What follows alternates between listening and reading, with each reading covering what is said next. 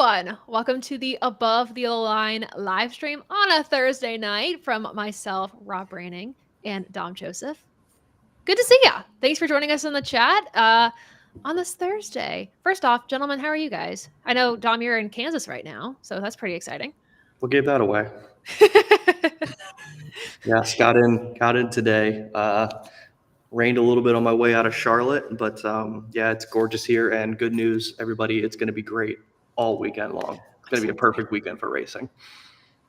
Rob, you doing good? Also, love the shirt, by the way. That's badass. Thank you. Yeah, one of the many Tricon shirts I now own. Yeah, I'm good. Excited for Kansas. It's become one of the more anticipated races on the schedule for me. Partially just the racing in general, but also as a 2311 fan, like oh yeah, it's been very good to me. So I'm looking forward to seeing the races and stuff this weekend. Yeah, I know there's been, we'll talk about this with Bristol in particular, but fan complaints on the products we've had the past 2 weeks with the Glen and this race and whatever. But if you were mad about how the racing's been the past few weeks, Kansas should cure all. It always does. So I'm excited about it. John, good to see you in the chat. Everyone, good to see you in the chat. And I would like to mention this as well. Hopefully everyone is staying safe with the hurricane sweeping through the south. Florida is getting hit pretty hard right now by weather. So I'm hoping everyone stays safe. Checking on your neighbors, checking on your friends, make sure everyone's good. But yeah, again, good to see everybody in the comments, sir. Wanted to mention, I heard this on SiriusXM NASCAR this morning. Charlotte Motor Speedway opened their campgrounds up for people evacuating Florida. So I thought that was really cool. Really, I know Atlanta Motor Speedway did that in the past too. So I think it's really cool. SMI does something like that. Yeah. So a good relief area for people who are fleeing their state from just the severe weather that's hitting them right now. But yeah, a good point to point out is that Charlotte Motor Speedway is opening their campground to those that need shelter, which is awesome to see that they're doing that. So again, check in on your friends, family, anyone who's in that area. Our buddy RJ, part of TobyChristie.com. I know he's in Florida, lives in Florida. So hopefully he's staying safe, and we've kept in contact with him too. So all of that said, let's look at our point situation, get into a Bristol recap here. I'm proud of myself. I've closed the gap. Yeah, I'm ready. Yeah, you fell back I think 6, 7, 8 points somewhere in there. 6. I dropped back 6. Yeah. Man, I mean, if I can get under 100 points, it's a good way to end the year for me. But that's about it. Rob, when did I win? What race did I win? This is a great question. Let me find out. When's the last time I submitted a pick? This is also a very valid question. So in the point standings, I have you getting a win. If I can find it. Hold on. Rob, where's your name? You ended up winning. What race is that? Iowa. You picked the best of the rest of us. Wait, no, not Iowa. My bad. Hold on. I think Sonoma. Why do I have you winning Iowa? You won something this year. I don't remember winning. I was still sitting here under the assumption that I hadn't won yet, but I mean, obviously I hadn't won yet. It was New Hampshire is what you won. You picked Bell. That was it. And you performed the best of the best. All right, great. Yeah. I mean, of all races for you to win. Of all races for me to win, yeah, it should so be that the makes one sense. that I was at. So yeah, that's cool. That's hysterical. Hello. Also, happy birthday in the chat. So yeah, you did get a win, but unfortunately, you're not fighting for a championship, which we'll do it again next year. It's all right. I'm like Denny. All I'm worried about are wins. Yeah, that's okay. That's all right. That's totally fine. Yeah, I'm going for the championship this year. I lost it last year by a thin margin, and I need to get it back. I've tried so hard this year. Ben won last year. Ben won last year. He on the last race of the season. A Kyle Busch-esque championship, if you will. Very much so. Very much. Yeah. Ben was on a good track this year and then fell. Hasn't gotten that tattoo. He still hasn't gotten the tattoo. Well, we haven't given him a tattoo design. So that's part of it. I thought he was getting the winner thing that I that is designed. True. We'll have to circle back to him around that. Yeah, by the way, if you guys missed it last year, whoever won, if Ben said if he won our championship points battle last year, he would get a tattoo, and of course he won it, and he hasn't gotten a tattoo yet. We need to give him some more inspiration, but he'll get a tattoo. I'm pretty sure. Ben will. Just a Danny DeVito portrait. Oh no. Well, that would make two of us in the gang that have one of those. I'll let you guess who the other one is. I don't even want to know. I don't want to know. Let's move on. My God.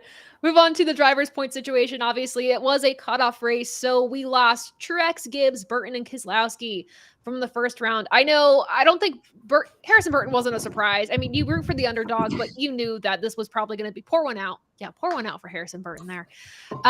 You knew he wasn't going to make it past the first round. Brad Keselowski, not a huge shock, but a bit of a surprise, all things considered. And then Truex and Gibbs, keep pouring them out. Because, like, for Truex and Gibbs, they deserve, like, double pours. Like, that's, considering how Toyota should have done, and just for them, it was pit road mistakes that ultimately cost them their spot, is pretty unfortunate. I don't know. Dom, do you have any comments about the first round eliminations? Even, too, who made it past? But when it comes to on the Toyotas. When it comes to Ty Gibbs and Martin Truex Jr., I think it's good that we had two guys that didn't win get knocked out in the first round. Yeah, it kind of just emphasizes it emphasizes the importance of winning a race. I mean, I think obviously the big shock that a lot of people are looking at is what dominating Atlanta can do for you in terms of Austin Cindric. Yeah, just stage points and a good finish alone at one race rocket launched him to the next round. Not only that, but the 99 too. So yeah, exactly. And I mean, Chase Briscoe did what he needed to do to get to the next round. They ran a really smart first round. Say what you want about Alex Bowman. They were competitive every single weekend. So 48 team looks good. That's a very Hendrick Motorsports-esque first round. All four get through. But yeah, Truex isn't a surprise. Hasn't had it this year, being completely honest. And you can kind of just tell he is ready to be done. Kind of reminds me of Harvick last year. Ty Gibbs is a surprise for sure because he is one of the more competitive guys, but that just shows how not having a win and then the reliability woes in the summer just killed his playoff run or his playoff hopes. So disappointing for them, but yeah, hell of a job by Austin Cindric. He's the big shock for me. Daniel Suarez was a great first round. But guys like Tyler Reddick, William Byron should be a little bit, I mean, Denny Hamlin for sure should really take this next round serious because just having hiccups in the first round nearly cost them a championship. So we'll see. And you talked about Daniel Suarez too. I just wanted to mention this real quick. In case you forgot, he finished the race 4 laps down. And he still managed to make it into the next round. And again, that's what a good day at Atlanta does. Such a good job of putting his car exactly where Ty Gibbs did not want him to be. 100%. It does it and that was so awesome to watch where you had two guys trying two different lanes and Suarez forced him to use up all of his stuff. And that 54 fell apart trying to pass the 99. That was a lap down and he wasn't. So, I mean, gotta play the game if you want to win it. So, great job by that Trackhouse team.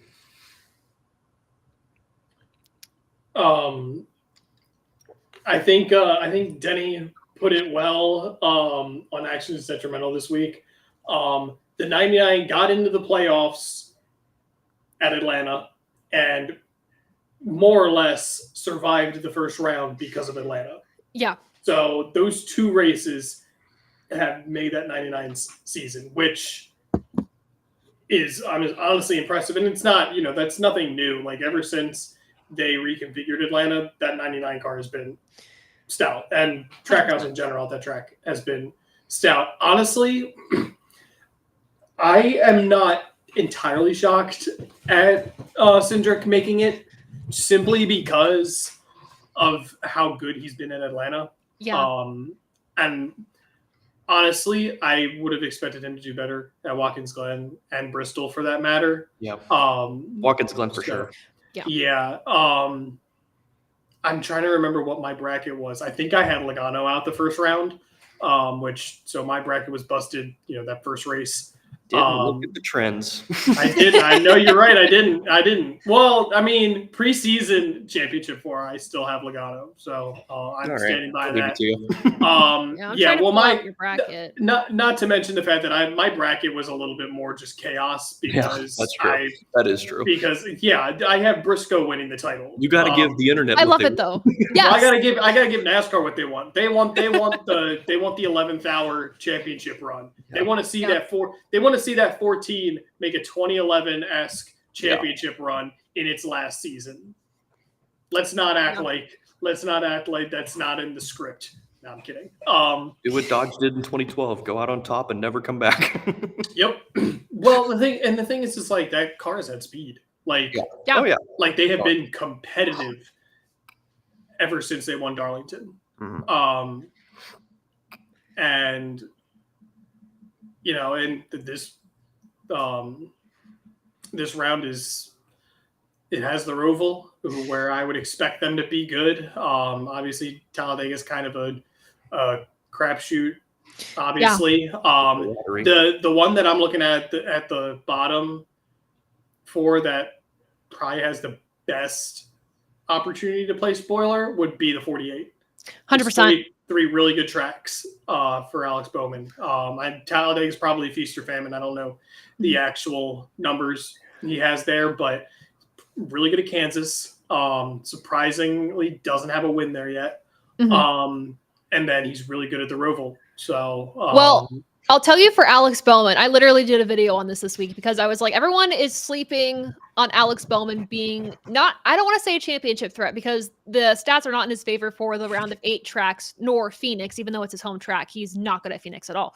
But for the round of 12, the past 4 Kansas races, he's finished inside the top 10. For the race in the spring at Talladega, he finished inside the top 10. However, he's never finished better than 14th at a fall Talladega race, which is what kills him.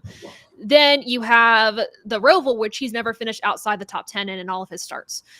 So he has great tracks for him. It is going to be Talladega as kind of the crapshoot. Having that history at the fall race of not finishing better than 14th is going to hurt him. But I think something else that there's a lot of a thought process of like athlete mentality going into the playoffs. The drivers that were big storylines going into the playoffs kind of crumbled, and the drivers that a lot of people underestimated did really well. So there's something to be said that when you're an underdog and you have nothing to lose, like there's not a whole lot of pressure on you, and that can help you succeed. I'm obviously not saying that's the only thing that helps Cindric and Bowman and all those drivers do really well, but we saw what ultimately helped them too is the big names like Kyle Larson DNFing at Atlanta. You have Denny Hamlin that had all these issues. They did awful, which helped these other drivers rise in points, and also just performance-wise, just they did way better. So something to be said there too.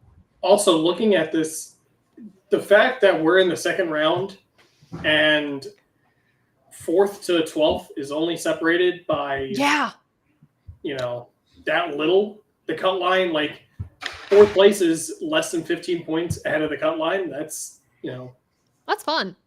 Byron smacks the wall first stage at Kansas, and he's got last year. Yeah, lap 3 or 5 DNF'd out of Kansas, and that kind of just ruined his championship hopes after that. And to go back to Bowman, his first career win was at Chicagoland, which is basically a carbon copy of Kansas. So, exactly. And he almost won Kansas that year. That's true. That's true. Yeah. Yeah. Well, let's just say this. Based off of our brackets, I know a lot of us already have our brackets a little bit messed up after the first round. I don't think a lot of us expected Daniel Suarez, for instance, or even Chase Briscoe to maybe make it past the first rounds. If you did the stats, maybe you thought differently. But it's going to be interesting to see who does make it past the round of 12 to the round of 8. I've been very clear. I think Alex Bowman has a good shot at that. Cindric, I would like to see make it past this round just with Talladega. I think, again, if you just have one race that you do really well at, it gives you at least a buffer. But starting off at Kansas, it makes me nervous for Cindric. I don't know. I don't know if you guys have predictions. Here's a good question for you. You've got to take one Hendrick guy out of the round of 8. Who is it? My gut says, I don't know why, but William Byron. Yeah, I'm in the same boat. Okay. I say the 9. Honestly, I can see that, though. You're not wrong. Kansas is a good track for Elliott.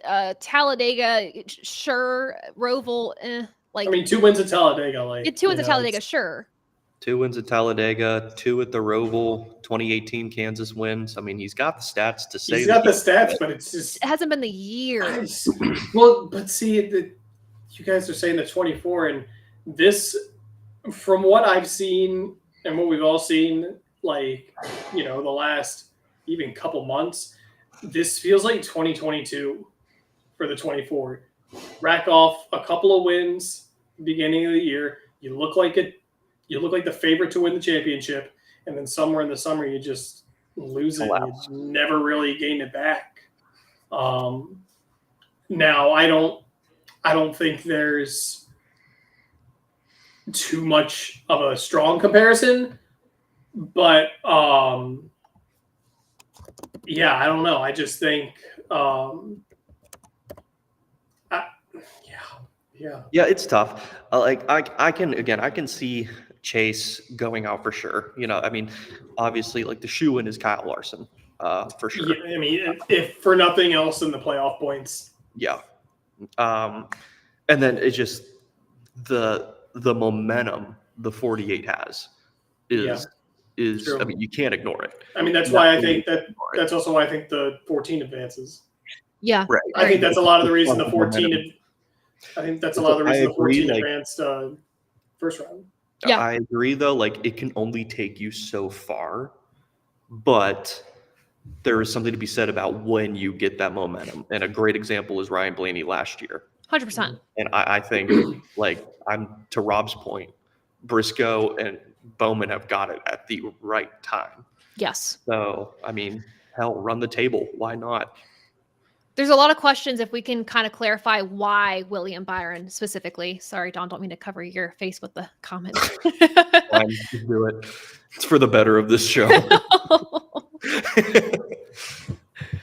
Yeah, why William? And I think, Rob and I mentioned this just a minute ago. Like, it's been the trend where they are red hot to start the year and ice cold to finish the year.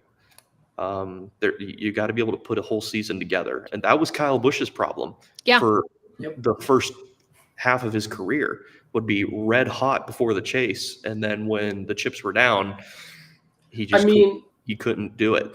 Even look at the 24 last year. Like, they got hot to start the year. I know they won a playoff race at Texas, but should they have really won that race? They scratched and clawed to get the yeah, exactly. They were lucky they had the playoff points they did. And they did everything they could to not get to Phoenix too. Yeah. With the car they brought to Martinsville. My God. I think, what did he finish, like 13th or 14th in that race? Yeah. And that car wasn't in the top 20 most of the race. Yeah. So they literally had to will that car. The problem is that I know in saying this that I'm going to jinx it, and this 24 is going to go all the way to Phoenix. Just go red. Why not? Yeah, so just make me look like even more of an idiot. I already said Joey Logano would be out first round. That's fair. Made me look like a moron. So. I mean, my whole thing is you look at the round of 12 drivers, 4 have to get eliminated. So we're going to have at least 1 or 2 shocks. If you look at the big names up there, one of them's probably going to not make it to the round of 8. Hasn't Byron and Bowman, they were out after the round of 12. What was that, 2 years ago? Right? Oh, I don't know. Bowman probably. I don't know, but I think Byron's gone. I think there was a year where they were both round of 12 exits. And let me double check that. Bowman was a round of 12 exit in 21. Because if he hadn't gotten knocked out that early, he would have made it to Phoenix. That's right. Because we were kind of surprised he made it that far. Yeah, that's 21. Because 22, he didn't finish out the year. He couldn't finish out the playoffs. Yeah. 14 and 15. Did Jimmy go out in the first round both of those years, or just 15? No, Jimmy went out whatever round Talladega was in. So 12. So 12. And then 15, he was out the first round. Yeah. On a $5 part. Yeah, that part at Dover is what killed him. And Harvick dominated that Dover race. Yeah. Yes, he did. He did. That was a middle finger race if I've ever seen it. Yeah, right? Yeah. Someone's going to put it in the chat for me. Because at some point I remember William Byron was around a 12 exit. At least I hope You I'm can remembering. do it. We believe in you. I'm trying to find the information. But yeah, This is a good time to remind our fans, fighters are our friends. I will say, and this is also just because like I'm a fan and I'm nervous, but I'm worried about the 45. Yes. Yeah. Yep. First round did not look good. Yeah, that first round did not. Now, granted, they're not great tracks for Reddick. This round is a lot better. You're going to Kansas, where he won this race last year. Defending winner. That 45 car is nearly unstoppable at Kansas. And you have Talladega, where he's the defending track winner, and then the Roval, where he's run He well. was very good last year. Yeah. So I mean, there's a chance, and he's got the playoff points, but just don't be like Bubba last year, and right. You're running top 5 and then you smack the wall. But the round of 12 has the makings of being a great round for Tyler Reddick. It's just minimize mistakes, don't run harder than you have to. I mean, again, those are great tracks for him. He just has to survive. I mean, go for wins for sure, but don't overdo it. And I think too, another comment going back to the Hendrick Motorsports stuff, that was said is, Chase has had a decent year stat wise. There's no doubt about it. He's just not contending for wins for most of the season. Yeah. Which again, fine. So yeah. I don't know. Let's move on though. I know we'll be talking about the round of 12 and looking at that when we go to our preview of Kansas. The other topic I wanted to talk about, I guess, lightly at this point, because there's so much industry chatter around it, and it's kind of confusing to sift through at the moment. And I'm sure there will be more clarity around the tire in the next coming weeks that we have at the short tracks. But Elton Sawyer made comments on Sirius XM NASCAR radio regarding the tire that we had at Bristol this weekend. We all expected it to do exactly what it did in the spring. That's how it was hyped up for all of us. And when the teams got to, practice and qualifying, it didn't do anything similar to what we saw in the spring at all. Elton Sawyer said that, quote, "We're baffled, to be perfectly honest. We felt like that we had a recipe there from the spring that gave us what we were looking for in our short track racing, putting the tire management back into the driver's hands. Obviously, we're disappointed as a company for our fans. Those are things we'll learn from, and we'll figure out what happened and get that corrected as we go forward." So everyone's kind of baffled with what happened with the tires. Teams, crew chiefs, drivers were super unsure. Denny Hamlin had some thoughts on his podcast as to why the tire might have been different. Kyle Larson and Cliff Daniels have been more vocal, not necessarily on the tire, but as the car as a whole, saying, the tire's the Band-Aid to fix the issue, which is the car. They were also vocal a little bit more on, Kyle made some comments about the dominance of his race. And he said, Jeff Gluck's race pole would have been better if, there was 2 overtimes and there was a different winner at the end, which again, that wasn't really the issue with the race. It was strictly the product that a lot of fans just didn't like. So lots of comments were made this week. I want to know, also in the chat, but Dom and Rob, your thoughts on the tire this weekend. And even too, Dale Jr. made a comment that he thinks, short track racing's in trouble as a whole, not just the NASCAR, not even the NASCAR product, but just NASCAR racing at short tracks is in big trouble. We already know this, but just the implications of not having a package figured out at all. I think that comment from Junior is a little dramatic. I agree. I was going to say I agree with that. Because the product we had at intermediates was abysmal for a long, long time, and it still made up half the schedule, at least half the schedule every season. So should you panic? Sure, if that's going to get you to change something. But I think, you're not... Bristol and Martinsville aren't going to lose a race. They're not going to lose a race. I mean, obviously Richmond lost a race for next year, but it's Richmond. It probably should have lost a race a long time ago. But in Richmond's defense, we gained Iowa. Exactly. So exactly. They got a short track date. Exactly. And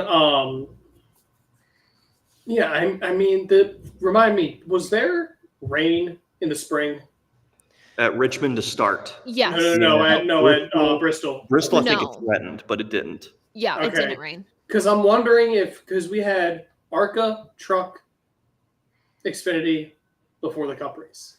How rubbered in was that track? It wasn't.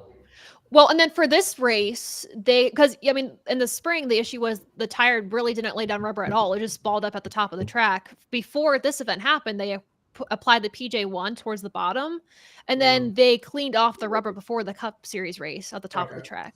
Yeah, and this weekend we had Truck, Xfinity, and ARCA and Cup practice and qualifying rubber on the track before green flag.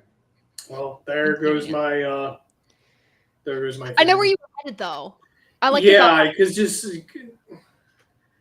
I mean, it feels like such an easy solution to just bring a softer tire. Because if they're not willing to fix, again, I know the conversation about horsepower. I'm with you all. I know that there's been industry chatter as to whether we should try it or not. It's a waste of time. I don't care. Like, if we're not willing to do that, and if tires are the Band-Aid fix, if we're not willing to do anything else.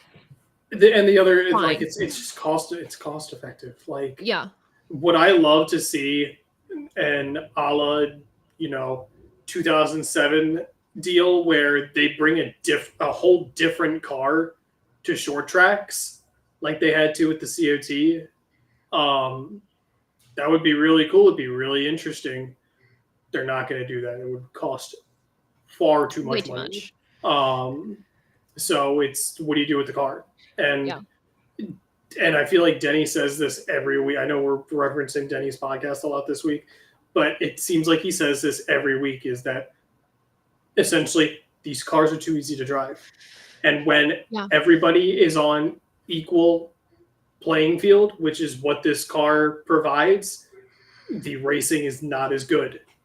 It's like you want parity, but almost parodies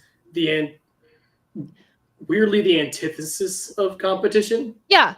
There's a beauty to parity to where it can provide closer racing, which is what we've seen. We've seen more side-by-side racing. But the bad side of that is if everyone's going the same speed, they've all got the same stuff, how are you going to pass your competitors? What does that look like? How do you get the edge? And some of that, of course, is like, if you ain't cheating, you ain't trying, fine. But there's other issues with parity. There's too much technology to cheat. And, and we've seen what happens when teams try hefty penalties. So... Yep. Well, and then something else too, Vanilla Thunder, again, another Denny Hamlin reference here. And to be clear, we're referencing Denny Hamlin a lot in this because he's been the most vocal. He's put his opinions out there with extra information. So it's not favoritism towards Denny. It truly is just he has a lot of good information on his show that adds to the conversation. Same thing with mentioning the Kyle Larson and Cliff Daniels comments. So just wanted to be clear there. But Denny did talk about how extremely dated Goodyear's tire facility is. When they, him and representatives at Joe Gibbs went to visit their facility, he said, I want to find the exact comment. They were he said he hinted towards human error potentially being a cause to the tire issues, saying the manufacturing of Goodyear's street tire is made with the latest technology, and the production of their racing tire is made more manually, which leaves room for more human errors. That was part of it. He also said something about like the time dates for the spring Bristol race, like the date stamped on the tire was different than what it should have been, maybe. I don't know. There was a whole bunch of comments that Denny made. But I mean, there's a solution out there. I just don't know if we're brave enough to try it, or maybe there's not. And it literally is, we just need to fix the car. Danny said, if you listen to Kevin Harvick's Happy Hour podcast, he actually had Elliott eliminated at the end. Oh, that was okay, cool. That was a playoff comment. My bad. But yeah, no, that's interesting too. So we'll see about Elliott. But with the tires, there's solutions out there to make these cars better. The tire is the Band-Aid fix, but it's not going to fix the actual problem. So. Yeah, I mean, to go back to the Bristol race, I knew it wasn't going to be what it was in the spring because they would adjust against it to avoid it. That's true. They can make adjustments to the tires and to the cars to avoid what happened in the spring. And I mean, Cliff Daniels said really well this morning on Sirius, I can't believe nobody looked at last year's fall race and everyone looked at this year's spring race, because this race ran exactly how the fall race ran last year. But everyone was 100%. So worried it was going to be the spring again. And that's why we dominated, because we looked to last year's fall race and we set up based on that. Yeah. There's your reason why we dominated. And then even too, like, I think why Brad Keselowski was so off this weekend is he said we set up our cars for high tire wear, for heavy tire wear, and then we got to the track and that didn't happen. And I'm like, well, if your cars are set up so differently for what we saw in the spring, and you're expecting, I guess they were expecting the same type of tire wear, fine, based off of the tire compound, but you're not going to have a good performing car. So that's, again, it's not totally a tire issue. It was a lot of these teams, like you said, a really good point. They're trying to fight against that to better their car. This whole weekend was so interesting. I don't know whether this is going to be controversial or not, but I really hope this weekend puts the Bristol night race as a crown jewel race argument to bed. Yeah. Ooh, I don't know about that one. I still like it as a crown jewel. I mean, Larson did this in the 600 in 2021. I don't know. I just think I like it as a crown jewel. I don't think it is. I just would wish we've had so many good races this year, and then we are so quick to destroy one race. Yeah. The thing I will say is, was that changes? Yeah. Was that race boring? Sure. Was that race necessary? I think so. I think you need races like that. You need races where Kyle Larson or somebody dominates a race. Like, they're not all going to be winners. Well, the thing is, it's like the reason that we're all like that people are so hyped about what's currently happening in F1 is because we've had so many years of Max Verstappen winning every race. Yeah. So like we need these crappy, just boring dominant races. Like they're boring unless you're a Kyle Larson fan. And just like all those F1 races were boring unless you're a Max Verstappen fan. Well, you need these races to make the ones like, I mean, I was going to say Kansas this year. I guess I can't say Kansas. Kyle Larson won that race. Barely. To make the Atlantas exciting, like to make those races feel so much better. You cannot have a banger every single race because where's the novelty? Well, and then to know good racing, you have to, or just to know a good, fantastic race, something that you're going to remember forever, an absolute like banger, you're going to need to know what a not so great product looks like. Like I'm looking at my race ratings right now. I've given the past 3 years. I keep them in a spreadsheet. I've given more 90%, like something in the 90% this year than I have any other year previously. Yeah. We've had super good races. And something else too, that somebody asked John, like, what's so wrong with a driver dominating a race? I don't think there's anything wrong with it. I think when you see a driver dominating a race and there's no real fight for the lead, that could be a little disappointing. You know, you want to see that battle for the lead as opposed to saying, okay, like for the Formula One example, Rob, you gave, okay, Max Verstappen's going to win this race, so why am I even watching? That's and you notice on those broadcasts, they barely ever show Max. They show because battles, they know he's gone. They show whatever battles on the track. It's harder in NASCAR. Tracks are shorter. And it just doesn't happen as often. Right. And it's not expected. Right. It's unexpected. So I do think, at least in the Gen 7 era, when you have a driver that dominates a race, it's a novelty. It's a little bit of a gift. It's really cool to that some people just don't like that type of racing, and that's fine. But I don't want to say there was anything wrong with Kyle Larson dominating this race, same way as he dominated North Wilkesboro, the All-Star race.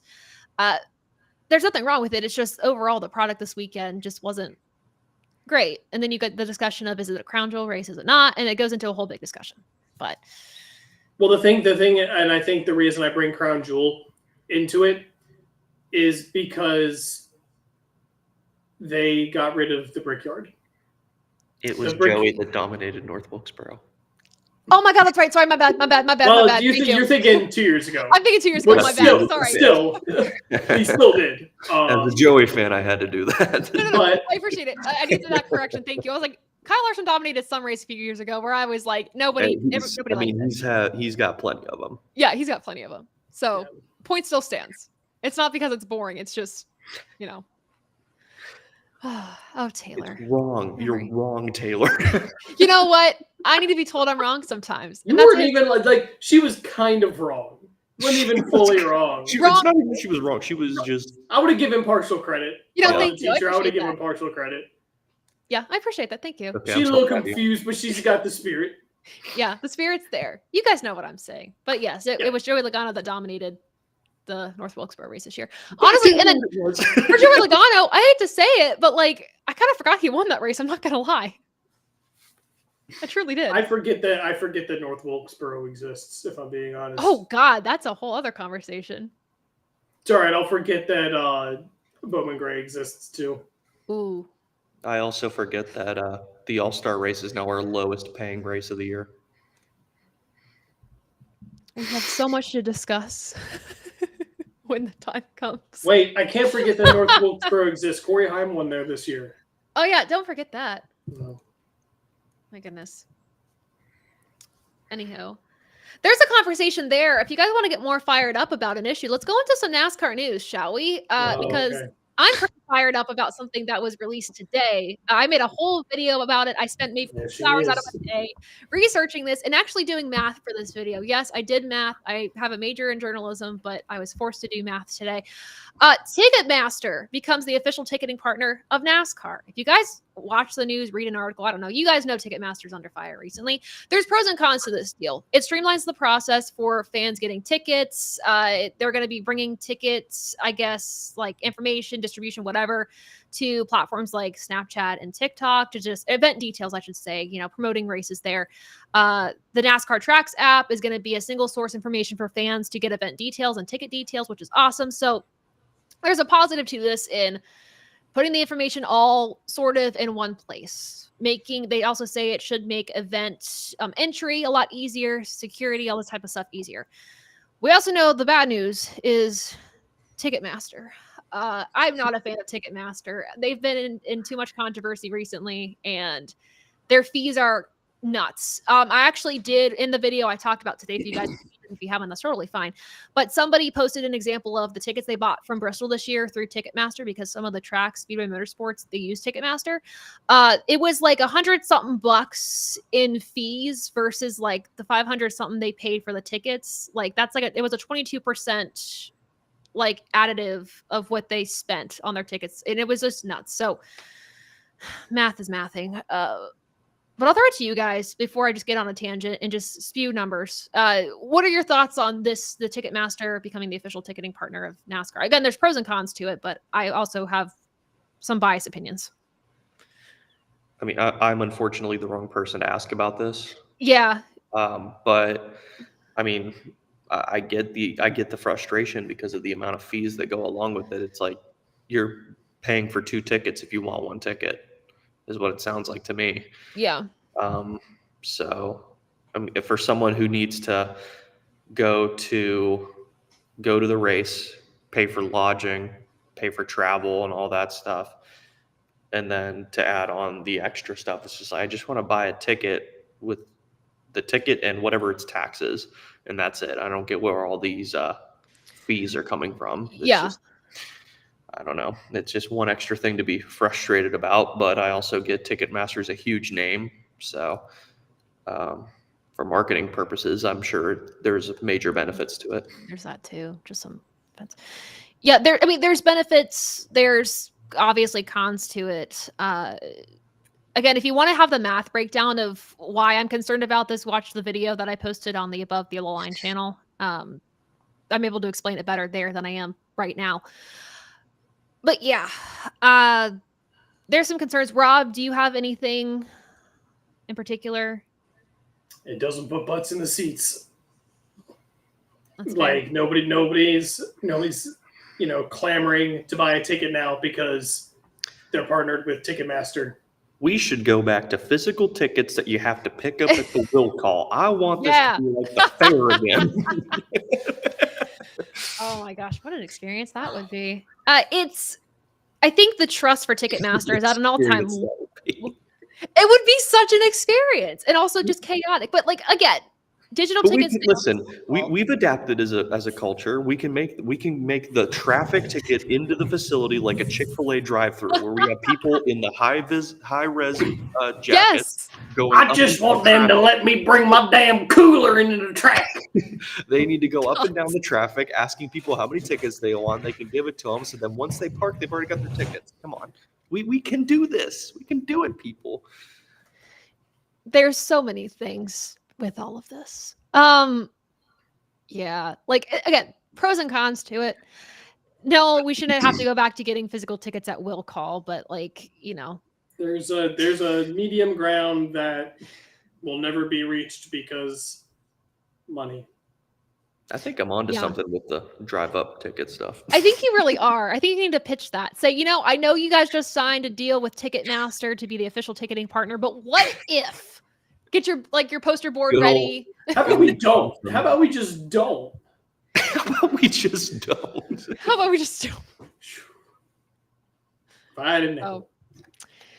That was my kind of soapbox of the day moment. Again, watch the full video on Above the Yellow Lines channel if you want to hear more of the math, because there was math involved.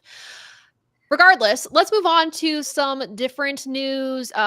Tomorrow, just a quick PSA, the Arkham Menard series is making a major announcement at Kansas at 3 p.m. I have no clue what the major announcement is, but just like heads up, there's going to be something announced. So keep that in mind.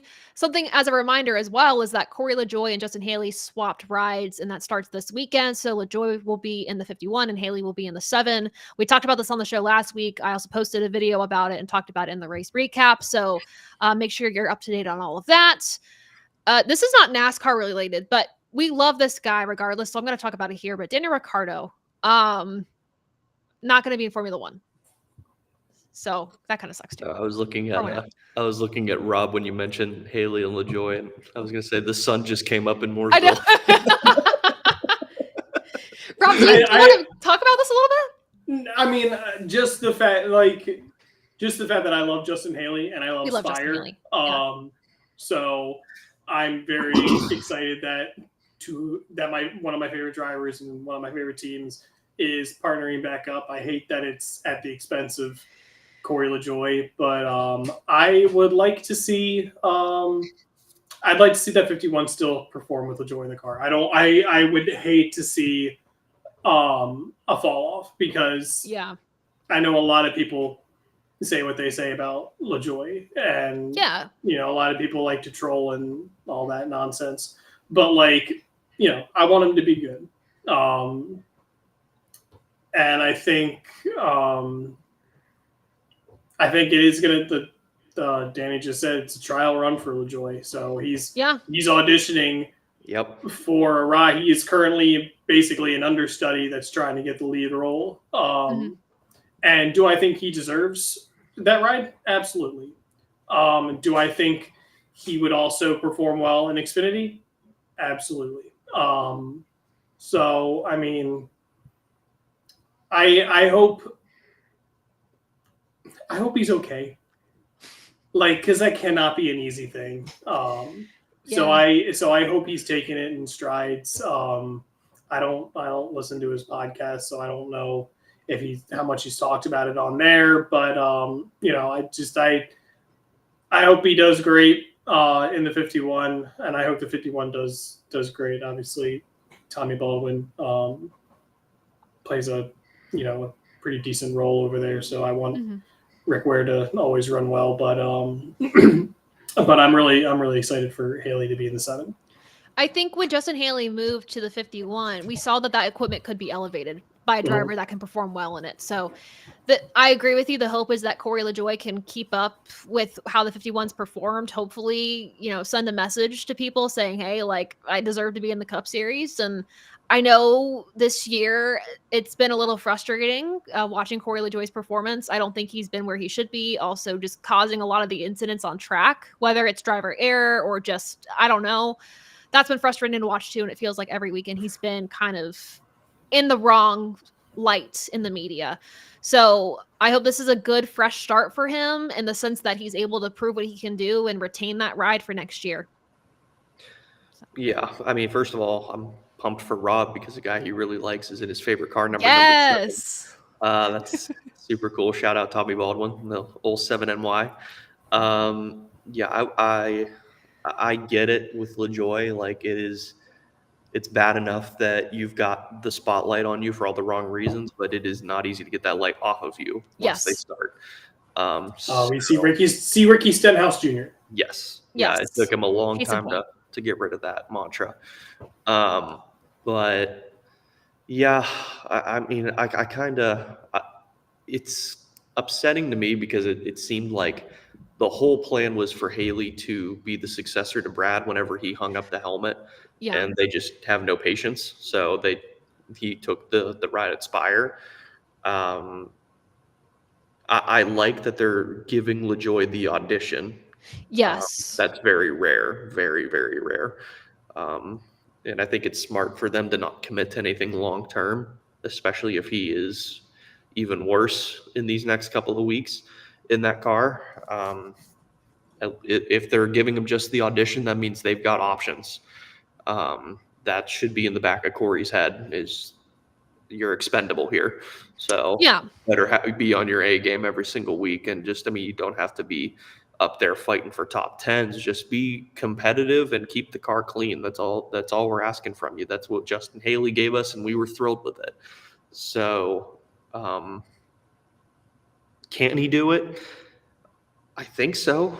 He's shown moments where he can be competitive and get good finishes out of his race car. But yeah, it's been a really, really, really bad year for that 7 team.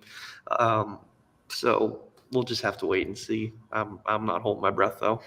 And you mentioned with Justin Haley how, I mean, the whole idea probably would have been for him to take over Brad Keselowski's ride when Brad Keselowski decided to retire. Brad did say, I have the quote up here, talking about how they couldn't offer Justin Haley anything more than what he would have gotten at Spire, saying, quote, to be part of Rick Hendrick's deal there and what that means for him after 25, but that's their announcement to have. So hinting towards something maybe larger for Justin Haley, according to Brad Keselowski's press conference this weekend and a conversation he had with Bob Pockris at Bristol. It kind of hints towards maybe that's something that Brad just could not offer, that relationship there. So, of course. Not to mention the fact that if the rumors are true about Kroger Yes. and Ryan Preece, all of a sudden Haley's, stuck in purgatory. He's stuck in purgatory, essentially, if he stays at Rick Ware. So, Right. money talks. I know that it's always been speculated that Raja Karuth is in the Hendrick line. Right. I think that the chosen one. Yeah, I think that's still probably a decent possibility. But I think it's a while down the road, and you've got a talented driver in Justin Haley. I mean, obviously this is all speculation, but if Spire is going to be the Hendrick feeder that it looks like it might be, I am all for that. Yeah, and the door bumper clear, again, rumors. I want to say rumors and speculation heavy here because nothing is officially reported from the source's mouth. But door bumper clear, as they typically like to talk about rumors, reportedly said that Spire is trying to convince Chevy to give them tier 1 support, basically making them a mini Hendrick Motorsports. So, I mean, that aligns with all the other little rumors that we've heard and what seems to be brewing here. But it looks like at least Spire is looking to build up their talent, which, I mean, this year, with Carson Hocevar, he's outperformed. I think we all thought he would perform well, but he's outperformed what the equipment historically has done. You see they're getting Michael McDowell next year at Spire, which is awesome. So they're beefing up their performance in terms of the drivers they're bringing on. Childers. Yeah, like that's a huge deal. He's going to be partnered with Justin Haley in 2025. Yeah. Like that's awesome. Haley Hocevar McDowell is a pretty solid lineup. I'm so excited for them next year. Yeah. It's going to be at least one of them's top 20 in points. Yeah. At least one of them. I mean, it's very comparable to what Front Row has had for several years. It's like 100%. They're not showstopper drivers, but they are guys that are going to be like, man, how about Michael McDowell or how about Carson Hocevar? He has been top 10 all day long. It's like you're going to get that every single week out of one of these guys. Also, shout out to Zane Smith. Finally started to kind of put it together a little bit. I know, obviously, it's been a great summer for him. It has. It's been a really good summer for that 71. Yeah. I knew he had it in him. Yeah. So maybe not on Fraud Watch anymore. CCing on already been there, but no, I don't think he was ever on Fraud Watch. The man has won a Truck Series championship. I don't think he's a fraud. Yeah, I love Ben to death, but he drives me crazy when he says Fraud Watch about Zane. But he also has to deal with my Bowman antics, so it's fine. This is true. I think for Zane Smith, though, it's just the pressure of being a rookie in the Cup Series, minimal practice. You're a Trackhouse signed driver for this year, racing for another team. There is a lot going on for him, and to live up to that expectation with the amount of seat time you're able to get is hard. And of course, finally able to kind of put something together, unfortunately, after the fact when, he and Trackhouse decided to part ways and he's not returning to that Spire 71. But at least that bodes confidence for him hopefully finding a good home next year. And there's obviously rumors out there about what that can be, what that looks like.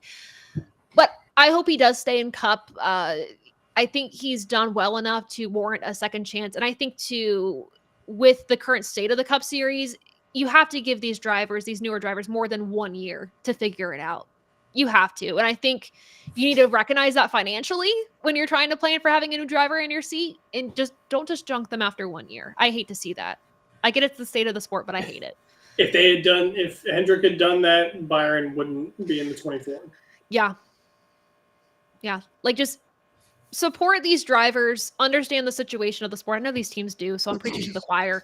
But I do hope Zane Smith does find another home in the Cup Series and he's able to kind of succeed from that point on. But any other well, I was going to bring this up, Dom. I don't mean to upset you. But Adam Stern this week said apparently FedEx is expected to continue reducing its sponsorship presence with Joe Gibbs Racing after this season and could conclude the long-time deal altogether, according to people familiar with the matter, a move that would end one of the more winning driver-sponsor combinations in NASCAR history.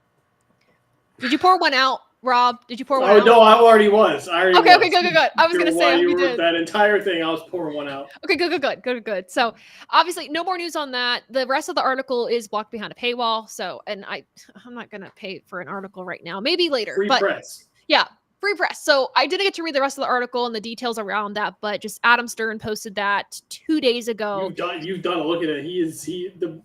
My boy is distraught. He is distraught. My boy is distraught. Let me just say. He's saying.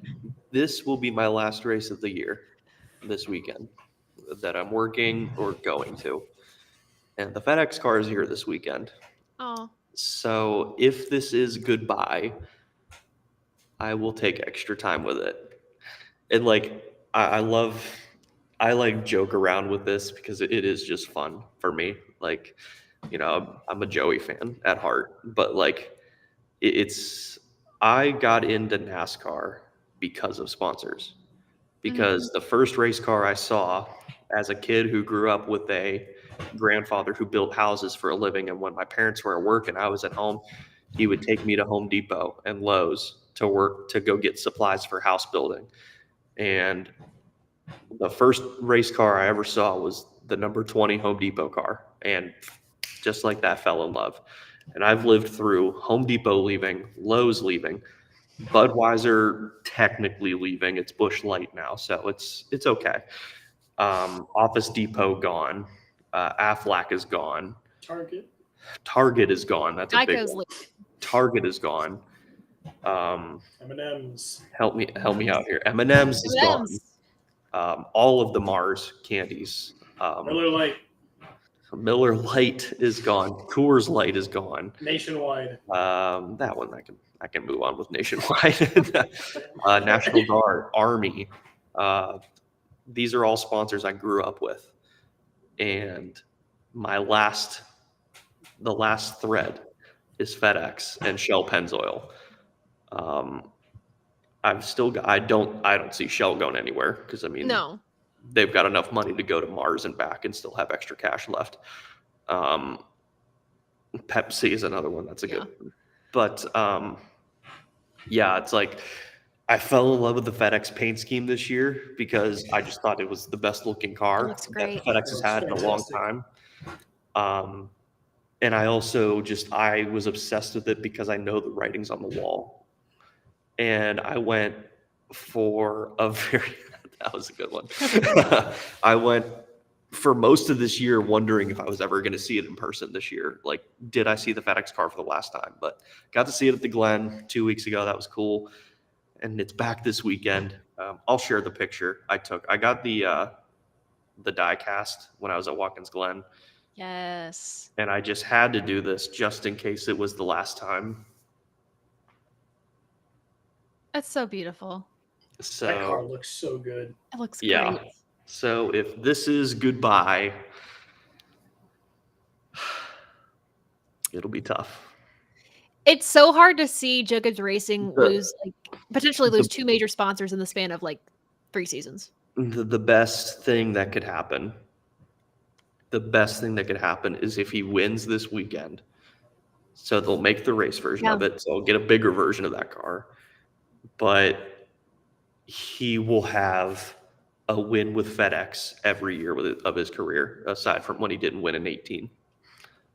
So that's all he's missing right now. There's one more win with FedEx. To have that long of a tenure with a sponsor is insane. To have that long of a tenure with a team is insane. Yeah. But yeah, I mean, Tough. I feel like crying. Oh no. I'll get to your top 10 so you can be happy. I do know though, financially speaking, I mean, it's been no secret for the last handful of years that FedEx has been very public about cost cutting. So it makes sense. It just sucks. Oh, Matt just came in from the top rope, man. No. Oh, come on. Matt Decent from the top rope. He's down. Matt. God almighty, he killed him. Stop it. He's already dead. Somebody stop the fight. Leave it to Matt. So I guess that's all the NASCAR news. I think another updates. good point is my first Daytona 500, Denny won. The first This is 500 true. I went to, Denny won the photo finish. So which one? 16. Yeah. There's something to say about I mean, for me, Kellogg's is what I thought was cool with NASCAR. Yep. Hence all the Kellogg's cars back there. Yeah. But that coming into the sport, Target, yeah. I mean, there's no other sport that where people cling on to sponsorships like NASCAR. There's no other sport. So to see a major sponsor like that potentially go after this year sucks. So yeah, we'll keep you updated on that. But let's preview Kansas with Dom's projected top 10. Do you have the stats, sir? I do have the stats. Again, I'll just kind of run through what I have. Go ahead. There you go. Next car.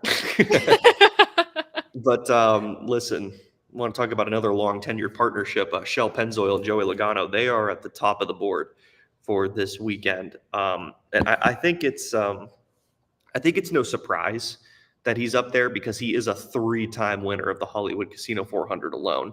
Back-to-back 14 and 15. Of course, all the controversy behind his 2015 win with Matt Kenseth, and then 2020 when he held off Harvick in the final laps.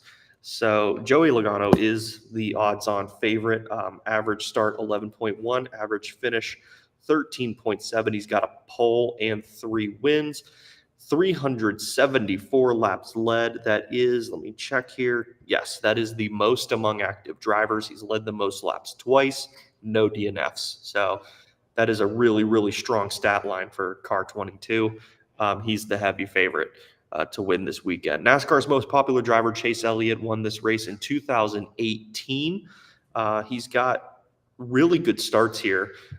22, 10, 4, and 1 are his starts here, and his finishes, he's never finished outside the top 10. 10, 8, 3, 8. So 9.2, 7.2. That's good. He's only led he's led 189 laps here, so that's really solid for him. 2,000 laps completed. Let me see here.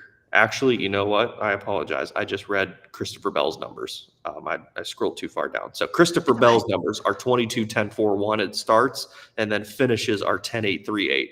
So Bell's got really good numbers, but he's only got 27 laps led. Yeah, looking at Elliott's, though. Elliott's are good. His are just as good. Finishes for him, 31st in his first year, but 4th, 1st, 2nd, 6th, 2nd, 11th, 6th. So if you want to see Chase's numbers, yeah, he's just as good, if not better. His numbers, his average finish is 7.9. I said 7.2. That's Bell's, but yeah, 7.9 for Chase. So just right around the same area, and a 10.7 average start. On to fourth is Kyle Larson, who I know everyone's going to be watching this weekend. I mean, 100%. he won this race in the spring by, the width of a newspaper.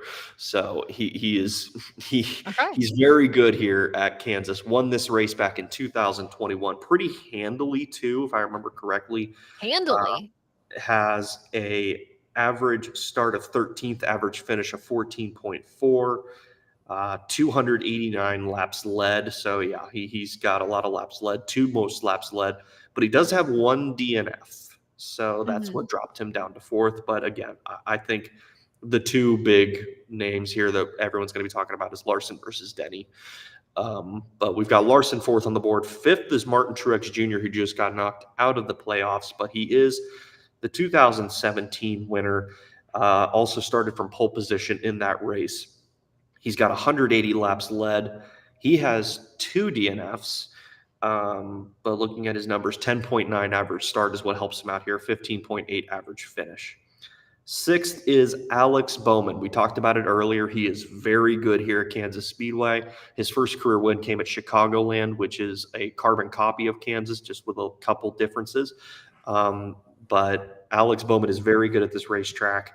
Looking at his numbers, 13.1 average finishes, higher amongst some of the competition.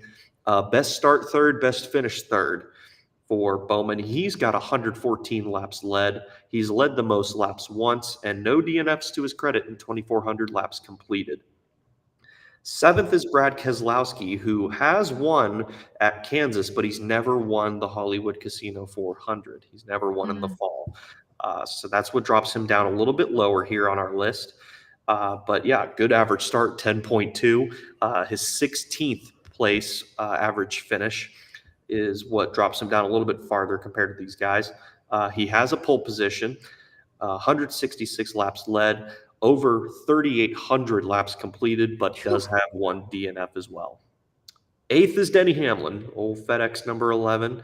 Has a 13.3 average start, 11.9 average finish. Won this race back in 2019. Has 282 laps led the most laps once.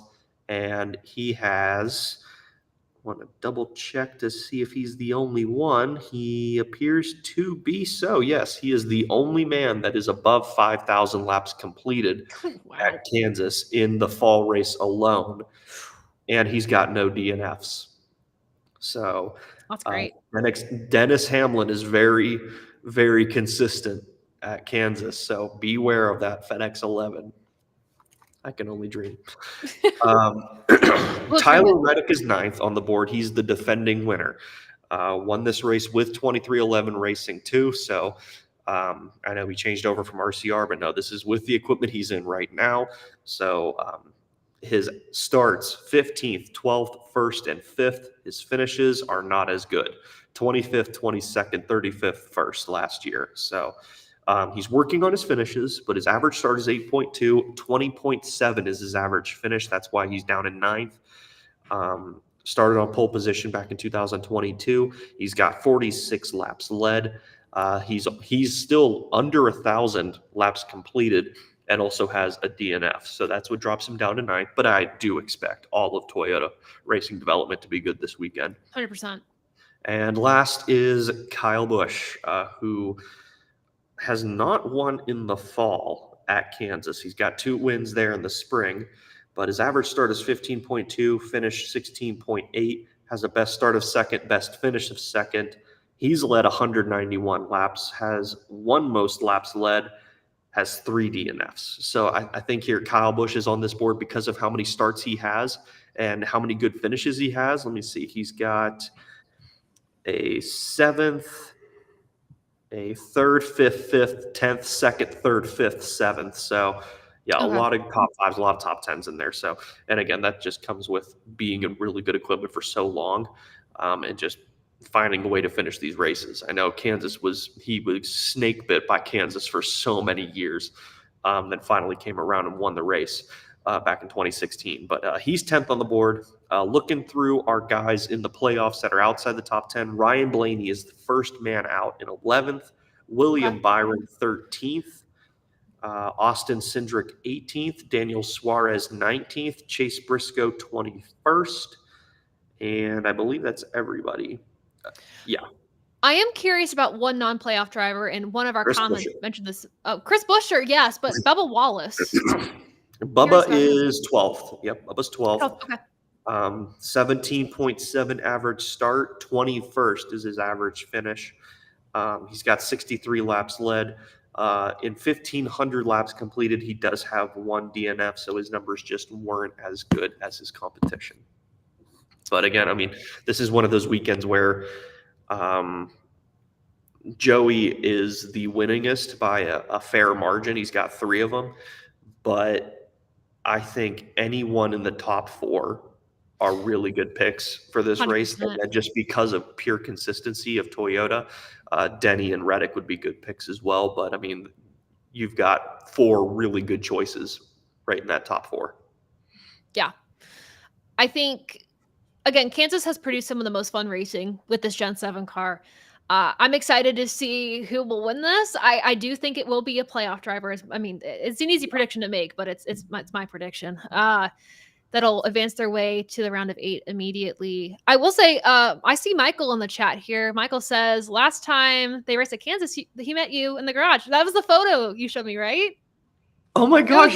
Yeah, that's Michael. Yes. Hello, Michael. I hope he's here this weekend. Yeah. To say hi again. That literally, I wasn't there, but that made my day to see that you got to meet Dom. That was the first time a fan has come up to me and asked me if I was on the show. Yeah, that was awesome. If you see me, come say hi. Yeah, don't be afraid. Yeah, that was badass. I don't bite usually. Yeah, typically not. But yeah, good. I know we're not supposed to give away our race-winning picks, but have you guys already turned in your race-winning picks by chance? No? Yeah. Maybe? Oh, Taylor, you want the answer? Taylor, do you really want to know? You can still turn them in for fun. Why? I mean, I've made it pretty clear what 2 drivers I really want to win this weekend. I'm picking Chase Briscoe the rest of the season. Yes! Let's go! He's going all the way to Phoenix, baby. Going all the way to Phoenix. You know what? I've read the script. I still have a horse in the race, but I really want it. I want Chase Briscoe to win it all. Because at Phoenix, somebody even put in the comments, he's so good at Phoenix. I mean, he got his first Cup Series win there. So like, there's a script. There we go. Final Boss said it. There's a script there somewhere, and Rob has found it. And he's published it. I'm paying more attention to the truck race. Yeah. No, that's fair. That's fair. We got one boy. We got one guy in there. We gotta make sure Taylor Gray. Takes care of the 17, which I think he should. He's like 29 ahead. He should be fine. Okay. As long as he doesn't get in any trouble. What are you laughing at? Ravaging Wolverine's comment about when I met Michael. What was?